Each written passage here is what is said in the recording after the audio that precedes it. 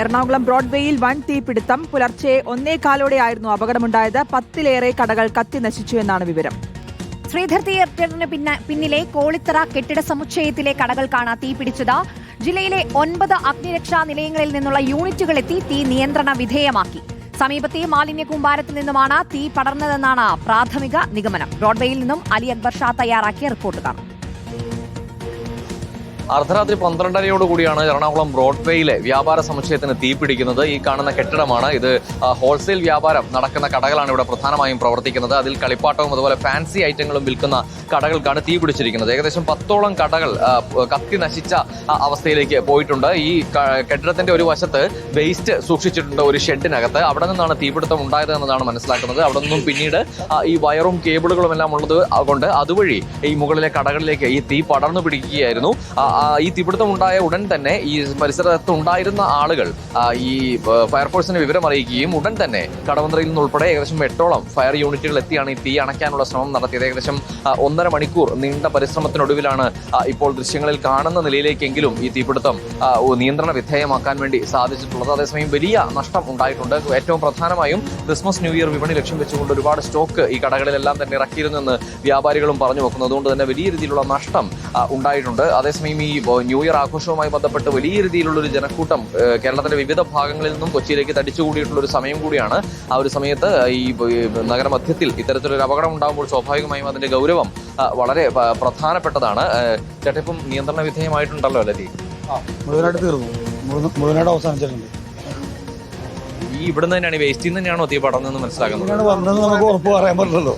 എങ്ങനെയാണ് തീ പിടിച്ചതെന്ന് അറിയില്ല. വേറെ മറ്റ് ആളപായങ്ങളൊന്നും ഇല്ല എന്നുള്ളത് ഉറപ്പാണ്.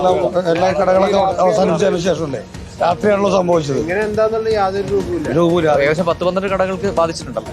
അത്രയൊന്നുമില്ല. 4-5 കടകൾക്ക് ഒരു കട ഫുള്ളായിട്ട് പോയി. അതിന്റെ 2-3 ഗോഡൌൺ ഫുള്ളായിട്ട് പോയി. ഗോഡൌണിൽ കത്തിയിട്ടുണ്ട്.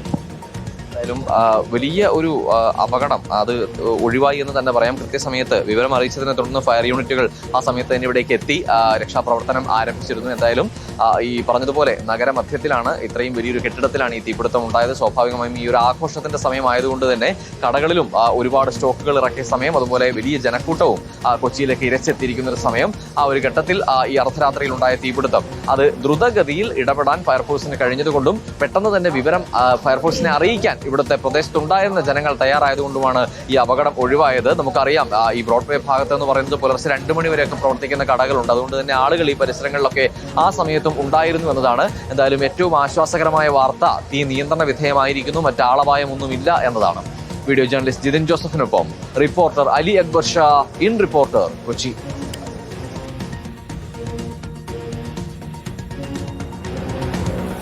അലി അക്ബർ ഷായുണ്ട് സംഭവ സ്ഥലത്ത് നിന്ന് വിവരങ്ങളുമായി. അലി, പൂർണ്ണമായിട്ടും തീ നിയന്ത്രണ വിധേയമാക്കാനായി എന്നത് ആശ്വാസകരമായിട്ടുള്ള കാര്യമാണ്. എന്നാലും എന്താണ് സംഭവിച്ചതെന്നതിൽ ഒരു ധാരണയായിട്ടുണ്ടോ? ഇതിൽ എത്രത്തോളം നാശനഷ്ടം കണക്കാക്കുന്നുണ്ട്? ശ്രുതി, പുലർച്ചെ 12:30 അർദ്ധരാത്രി 12:30 ഈ തീപിടുത്തം ഉണ്ടാകുന്നത്. ഈ പറഞ്ഞതുപോലെ ബ്രോഡ്വേയിലെ ഒരു വ്യാപാര സമുച്ചയമാണ് ആ കാണുന്ന കെട്ടിടം.